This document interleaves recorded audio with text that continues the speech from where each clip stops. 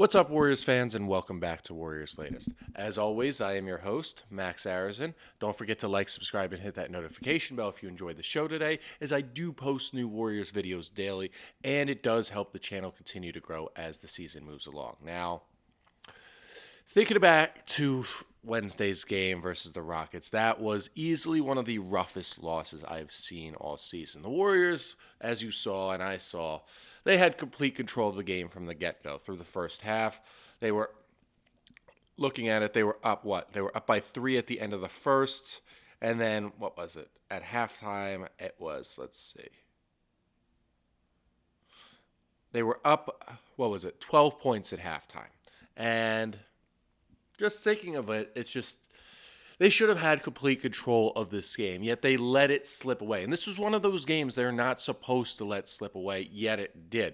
Granted, they were out without Jonathan Kuminga, they were without Al Horford, but they were in control and they should have maintained control. This was a team without Kevin Durant, and yet they still let it slip away. Now, if we look at the obvious points, there are some reasons why it slipped away, and we knew it was going to slip away, mostly because of the defensive matchups, as well as as well as Reed Shepherd going off against the entire Warriors team. I mean, he led the way with 31 points, and this is a guy that, let's be honest, the Rockets were ready to get rid of him at the beginning of the season, and now he's their solidified starting point guard. It makes me wonder, it's like, are they going to trade for Kyrie Irving down the line? Are they going to let Fred VanVleet come back? Or are they going to allow Reed Shepherd to develop, especially when they're trying to win an NBA championship?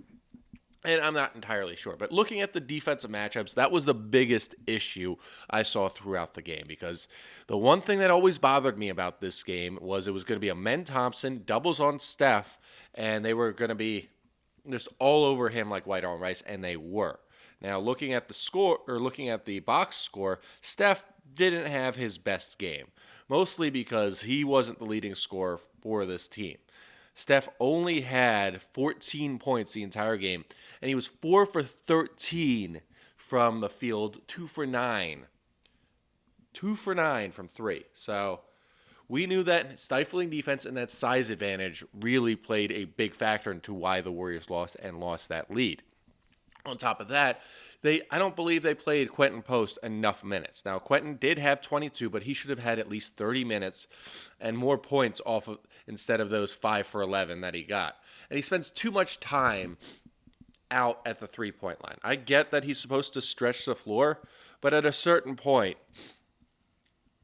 you got to just be in the post, like his name says. Because Alperen Sengun had his way with both him and Draymond Green because of a simple size advantage. Alperen's 6'11", Draymond is 6'6", and that size advantage just completely showed during this game, and it has to be addressed sooner rather than later. I don't know if it has to be addressed through trade, through a quick signing, bringing somebody up from the G League, but they need to do something to bring the size back to the Warriors, because if they don't, games like this are going to continue to slip away, and they can't continue to rely on Steph to save them in situations like this, because these games, there are going to be a lot of them. And right now, they're just continuing to tread water. And if they continue to tread water in games like these, again, they're not going to be a championship contending team. They're going to be a play-in team that ends up in the lottery. And let's be honest, we don't want to see the Warriors be lottery bound in Steph's last few years. So they need to do something quickly in order to make this happen. And maybe they make that trade for a smaller or a center to sort of patch things up until they can trade Kuminga, but they need to do something. But the worst part of the game was the fact that Steph injures his calf in a charge take foul, or what turned out to be a blocking foul against Amen Thompson.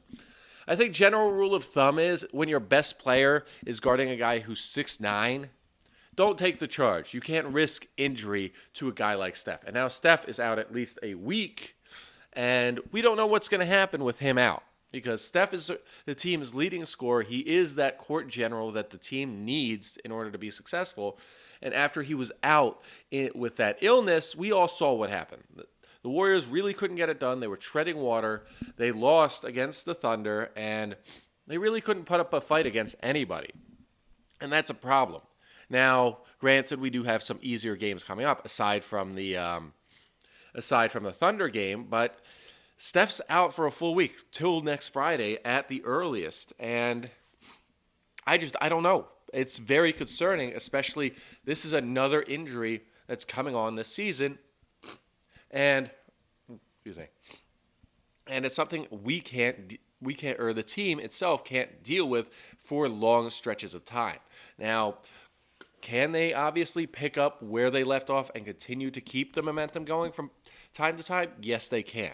But I'm not 100% sure if the rest of the team's ready to pick up that level of slack that they're going to have without Steph there. Now, yes, Jonathan Kuminga is supposed to come back this weekend, and we could see some of the Kuminga show that we saw last season, but I'm not 100% confident because Kuminga has been so far inconsistent this season, and I don't have the utmost confidence that he can at least become a partial scoring threat while Steph is out. That being said, I do see his addition being a plus for the Warriors and at least helping them go in the right way. But the biggest person who's either going to make or break from this Steph injury is definitely going to be Pods because, look, we've seen Pods come off the bench. We've seen him start, and he's been consistently inconsistent. Some games we'll see him drop 20, 25, 5 rebounds, 6 assists. The next game we'll see him drop 6 points, 2 assists, and 3 rebounds. Like, we need to see some consistency over this time when Steph is out, because if we don't see it, it's straight to the block with him, because this is his time to shine. He talked a really big game over the summer, and now is his time to walk the walk, because these next few games are going to be very big. Now, granted, this game against the Pelicans should be a give-me game, but we thought that a lot of these other games, like the Trailblazers game last week, was going to be a give-me game, yet it wasn't. So we need to see a lot from Pods. Now, looking at his numbers, he has been somewhat, at least pretty good. Looking at the game against Houston, he did have 14 points on 6 for 11 shooting, 4 rebounds, and 2 assists. I'll take that, but overall, he's been so-so. 12 points, 4.5 rebounds, and almost 3 assists. You got to give me something a little more, especially now that we're inserting you into the starting lineup.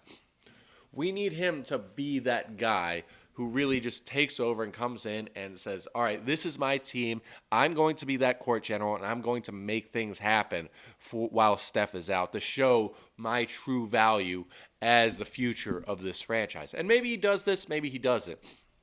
But it's really all on him. And, well, we have high hopes for him, but nothing is guaranteed. So hopefully Pods walks the walk after he's been talking the talk for the last, 3 to 4 months. So I want to see this happen, but I'm going to take everything he says with a grain of salt because I'm not 100% sure he's going to be that guy. But bottom line is, the Warriors need to at least tread water moving forward because this is just I don't know how to describe it. This is just annoying, to put it simply. They're 500. They can't let themselves get below 500, and they need to find ways to at least stay above water and keep treading it until Steph comes back. And maybe they could trade Kuminga to bring some guys in that can be more helpful. But right now, they need to continue to tread water and keep the momentum going while Steph is out. Now, looking at their schedule for the next week, they have the Pelicans, which should be an easy game. They have the Pelicans. They have going into January. They have then they have the Thunder, which is that bad game, and then they go back on the road where they play the Sixers, Cavaliers, and then the Bulls, Suns, and then they're back home against the Suns on the 20th. Now that's 1, 2, 3, 4, 5, 6, 7 games where they really have to keep it going because they're playing teams that they can beat outside of the Thunder, which sort of going to be a give me game, but you never know with the Warriors. They could surprise you. But then again, it is it is next Tuesday that they play the Thunder. So maybe if Steph heals up fast, he could come back for that game. But as of right now, they've got the game tomorrow against the Pelicans, which should be a give-me game. Now, looking at the Pelicans, like they're 3-16. This team is destined for the lottery. I don't like. We do have Zion Williamson playing, but we don't know how effective he's going to be. Looking at the injury report, they're without DeJounte Murray. Jordan Poole's a game-time decision, but they're really a game. We don't really know what they're going to do, so that's okay. But taking this one game at a time is going to be the way the Warriors are going to continue to stay above water while Steph is out. And if they continue to stay off water or above water, who knows? They may be able to get a streak going, and say they get this really good win tomorrow against the Pelicans. They've got Saturday or Sunday and Monday off to really get themselves ready for that game against the Thunder. And if they beat the Thunder, okay, we've got stuff to talk about, because that is a big win. And the Thunder have only lost once this season since they're 18-1. And if they could beat them, that's going to be impressive. Now, that's all we have today for Warriors Latest. As always, don't forget to like, subscribe, and hit that notification bell if you enjoyed the show today. And if you have any ideas on how Pods will fit into the starting lineup, should he be moved there with Steph out, feel free to comment below, as I love hearing your ideas. And as always, go Dubs.